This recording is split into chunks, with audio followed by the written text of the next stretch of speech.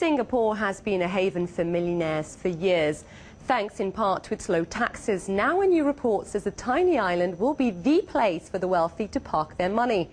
According to London research firm Wealth Insights, Singapore will overtake Switzerland as the biggest offshore wealth centre in terms of assets by 2020.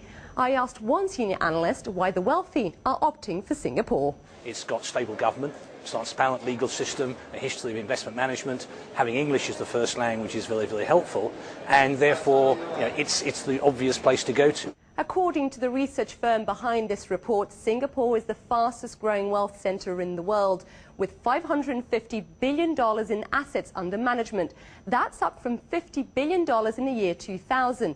About $450 billion of that cash is offshore, but that's still a far cry from that of Switzerland, which reportedly has $2.8 trillion in assets under management. That's 34% of the global wealth pie. Now, those numbers show that Singapore still has a lot of catching up to do. But playing in its favour is a feeling that the wealthy are falling out of love with Switzerland. Analysts say that's in part because of outside pressures, like legal actions from the US and Europe that have shaken up Switzerland's bank secrecy laws.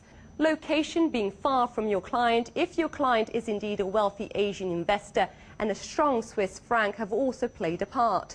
Last year, the Swiss franc soared some 20% because of concern over Europe's debt crisis, a worry that some say is not going away anytime soon. The European crisis undoubtedly has had a big impact on Switzerland because all the European nations now are looking to get back as much tax as they possibly can from anywhere and anyone, and particularly liking to hit wealthy people because it makes good political headlines. So I think the answer to that is, we've seen Switzerland fall away as a good, a secret cross-border location and just become somewhere which is convenient to put your money with a reasonably good tax rate. Well, according to this report, Swiss offshore assets could fall by nearly a third by 2016, while Singapore's could more than quadruple by then, a sign that Switzerland's wealth model may no longer be ticking along like clockwork.